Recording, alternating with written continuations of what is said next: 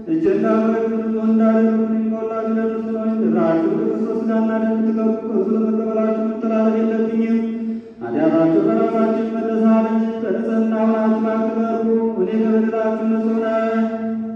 የካህኑ ቃል ያቃለለ ወይም የሳቀና የተነጋገረ ወይም በዚህ ቅድስት ቤተ ክርስቲያን በክፋት የቆመ ቢሆን ጌታችንና መድኃኒታችን ኢየሱስ ክርስቶስን እንዳሳዘነው በእርሱ ላይ የተነሳሳ ይወቅ ይረዳ።